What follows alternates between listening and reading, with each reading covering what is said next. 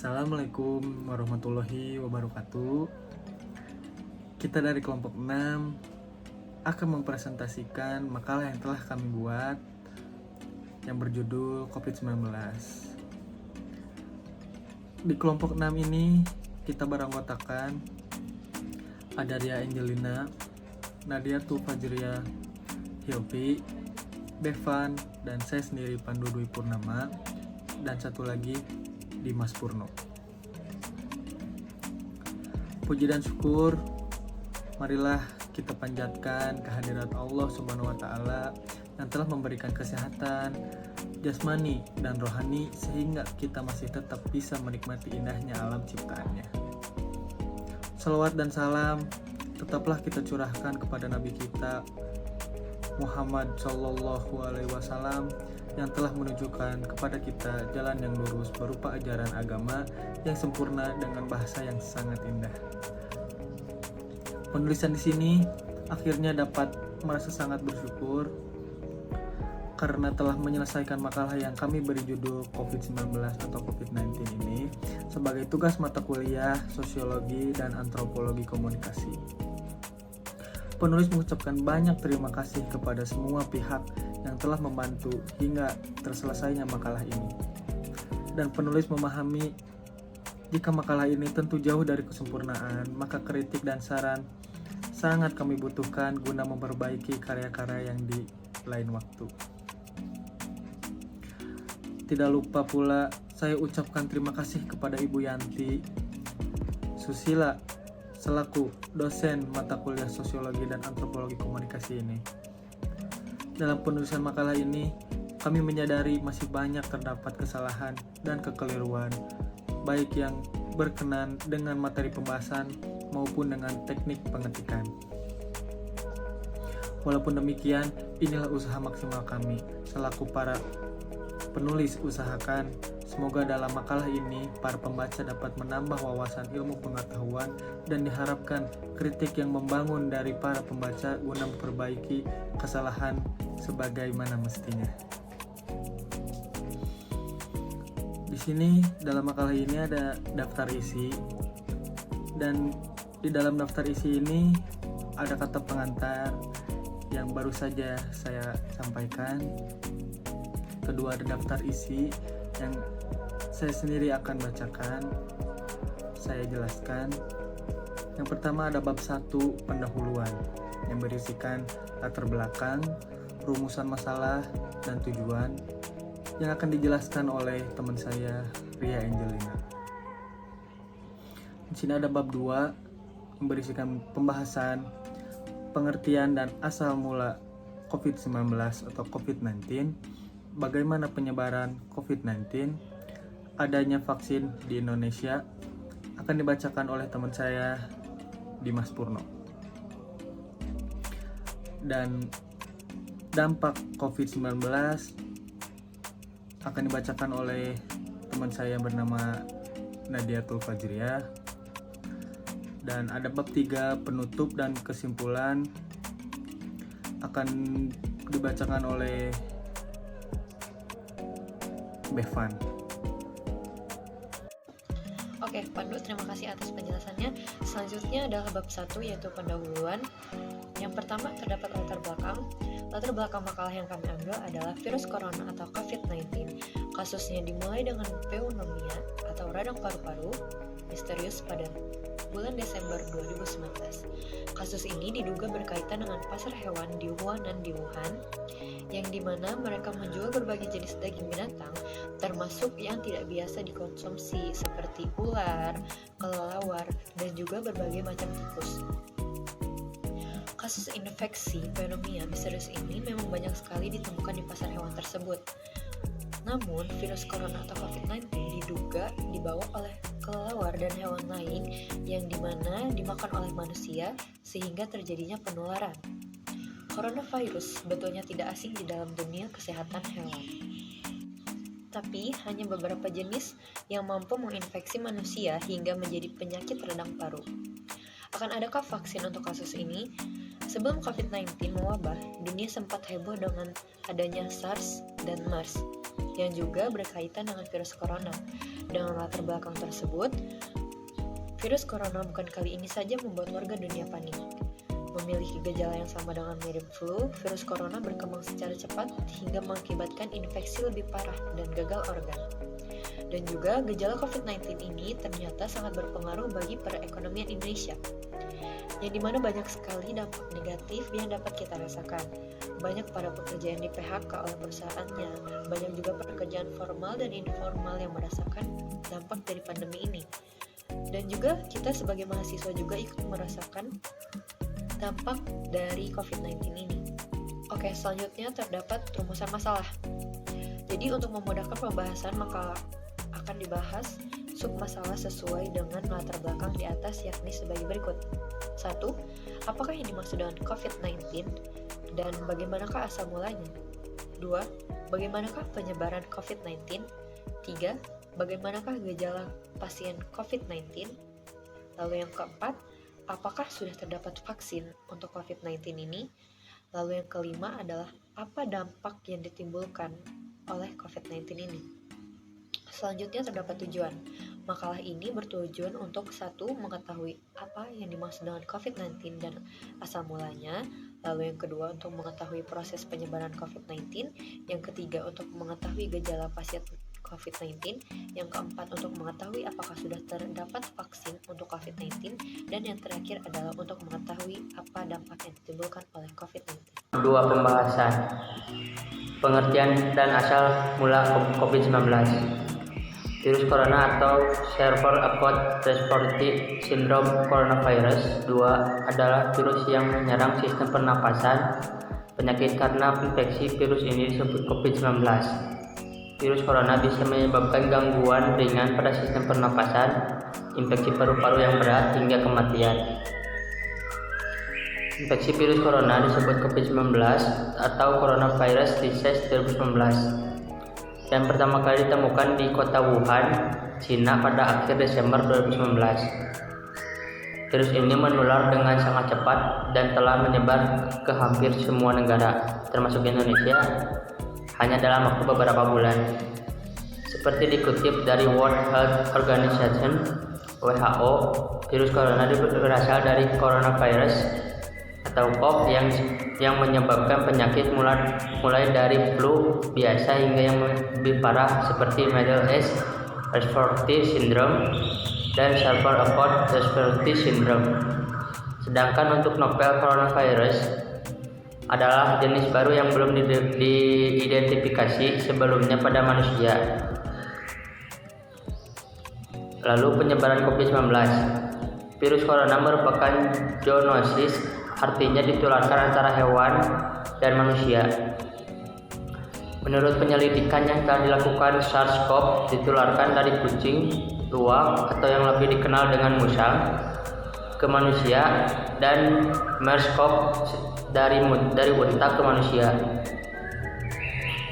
Namun beberapa virus corona juga dikenal beredar pada hewan-hewan yang sebelumnya belum pernah menginfeksi manusia.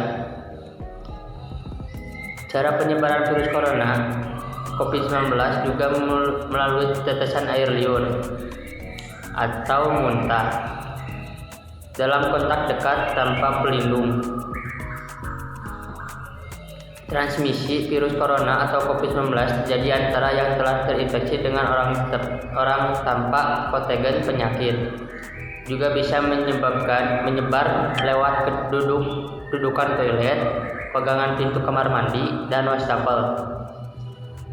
Terjadi pada beberapa pasien, namun penyebaran virus corona atau COVID-19 dengan fecal shedding hingga kini bukan menjadi upaya transmisi utama. Lalu ada gejala seseorang terkena COVID-19. Gejala awal infeksi coronavirus atau COVID-19 bisa menyerupai gejala flu, yaitu demam, pilek, batuk kering, sakit tenggorokan, dan sakit kepala. Setelah itu, gejala dapat hilang dan sembuh atau malah memberat. Penderita dengan gejala yang berat biasanya mengalami demam tinggi, batuk berdahak bahkan berdarah, sesak napas, dan nyeri dada. Gejala-gejala tersebut muncul ketika tubuh bereaksi melawan virus corona. Secara umum, ada 3 gejala umum yang bisa menandakan seorang terinfeksi virus corona, yaitu pertama, demam atau suhu tubuh di atas 38 derajat Celcius. Kedua, batuk kering, sesak napas, kelelahan atau lemas, pegal-pegal. Yang terakhir, tidak nafsu makan. Ada pula beberapa gejala lain yang juga bisa muncul pada infeksi virus corona meskipun lebih jarang, yaitu diare, sakit kepala, konjungtivitis, hilangnya kemampuan mengecap rasa, hilangnya kemampuan untuk mencium bau atau anosmia, dan terakhir ruam di kulit. Gejala-gejala COVID-19 ini umumnya muncul dalam waktu 2 hari sampai 2 minggu setelah penderita terpapar virus corona. Sebagian pasien yang terinfeksi virus corona bisa mengalami penurunan oksigen tanpa adanya gejala apapun. Kondisi ini disebut hypoxia. Selanjutnya, apakah vaksin COVID-19 sudah tersedia? Perusahaan farmasi asal Amerika Serikat, Pfizer, yang bekerjasama dengan BioNTech baru-baru ini mengklaim telah menemukan vaksin COVID-19. Vaksin itu juga disebut-sebut memiliki efektivitas hingga 90% mengurangi gejala COVID-19. Terkait peluang masuk Indonesia, juru bicara Satgas Penanganan COVID-19, Profesor Wiku Adhisa Smito, menyatakan bahwa pemerintah mempertimbangkan aspek pendukung kandidat vaksin COVID-19. Wiku menekankan, yang perlu diingat bahwa penanganan pandemi COVID-19 membutuhkan kolaborasi antara pemerintah, masyarakat dan sektor swasta, serta lembaga internasional. Kolaborasi ini nantinya akan semakin meningkatkan efektivitas penanganan pandemi COVID di Indonesia. Apakah vaksin tersebut sudah ada di Indonesia? Presiden Joko Widodo menyampaikan perkembangan vaksin COVID-19 Indonesia rencananya baru bisa dilaksanakan akhir tahun atau paling lambat awal tahun 2021. Sementara ketersediaan vaksin COVID-19 Indonesia rencananya didatangkan paling lambat November atau Desember 2020. Namun, BPOM RI mengungkapkan emergency use of authorization untuk vaksin COVID Indonesia tidak bisa dikeluarkan pada Desember tahun ini. Kepala BPOM RI, Penny Kalukito memaparkan beberapa data vaksin COVID-19 Indonesia tidak dapat dilengkapi pada akhir tahun ini, meliputi seluruh pelaporan uji klinik vaksin COVID fase 1 dan 2, vaksin Sinovac, analisis interim, serta data keamanan vaksin COVID-19 50%. Akibatnya, jadwal pemberian vaksin COVID-19 Indonesia rencananya mundur. Melalui rapat bersama Komisi 9 DPR, Penny memaparkan data kesiapan emergency use of authorization untuk vaksin COVID-19 Indonesia akan dikeluarkan pada Januari minggu ketiga. Namun, jika vaksin tiba pada November dan Desember, ia menegaskan tetap bisa dilakukan vaksinasi berdasarkan ketentuan-ketentuan tertentu, dan bila ada permintaan langsung dari Kementerian Kesehatan RI atau fasilitas kesehatan lainnya. Dan selanjutnya adalah dampak yang terjadi saat adanya COVID-19 ini. Ada dampak positif dan juga negatif dengan adanya corona ini. Dalam dampak positif, dalam jurnal Positive Effects of COVID-19, penjagaan COVID-19 mengakibatkan turunnya angka penularan penyakit yang mirip influenza dan alam menjadi sedikit lebih sejuk dari sebelumnya. Sedangkan dampak negatif dari COVID-19 sangatlah banyak, seperti mempengaruhi ekonomi, kematian meningkat, menyulitkan akses keluar rumah, bertemu orang, dan lain-lain. Dampak positif dan negatif virus corona ini memberi banyak pelajaran terkait pentingnya usaha pencegahan. Tindakan preventif menjadi bekal menghadapi berbagai penyakit lain di masa mendatang. Dan dampak COVID-19 bagi perekonomian masyarakat. Pandemi datang dengan segala dampak negatifnya, dan banyak sekali dampak negatifnya yang kita rasakan. Banyak para pekerja yang di PHK dan ada juga yang bangkrut. Lalu dengan adanya peristiwa pandemi ini terjadi beberapa perubahan dalam perekonomian masyarakat. Di antaranya harga barang atau bahan pokok menjadi semakin tinggi, tetapi tingkat permintaan konsumen semakin rendah. Kenaikan harga suatu produk atau barang biasanya dikarenakan upah kerja naik gitu. Dan yang kedua adalah modal dikeluarkan untuk memproduksi barang kadang tidak sesuai dengan permintaan para konsumen. Banyaknya toko online yang bergerak aktif saat pandemi ini sehingga para pedagang di pasar sangat merasakan kerugian dalam usahanya.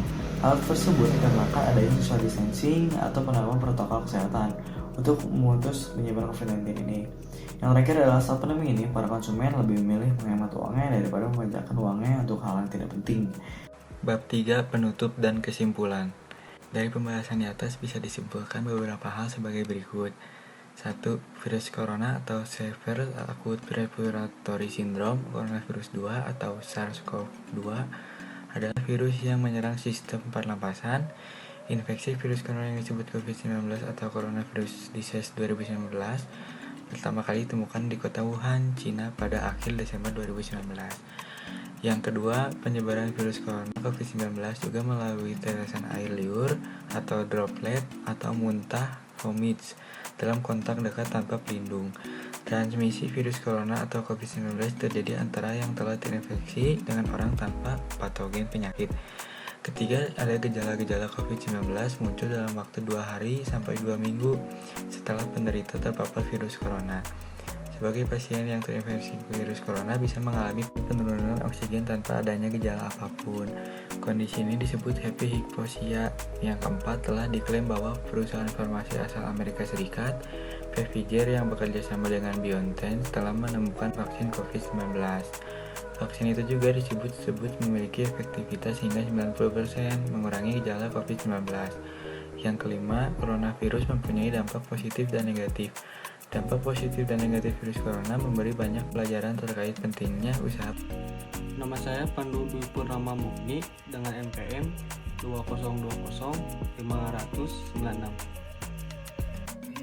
Nama saya Dimas Purnomo, NPM 2020500069. Saya Nadiatul Fajriyah, NPM 2020-50095.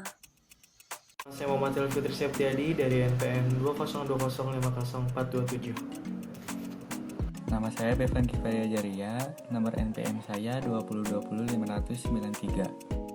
Dan saya Ria Angelina dengan NPM 2020-568. Kami dari kelompok 6 mengucapkan terima kasih dan mohon maaf apabila ada kesalahan. Sekian dari kami. Wassalamualaikum warahmatullahi wabarakatuh.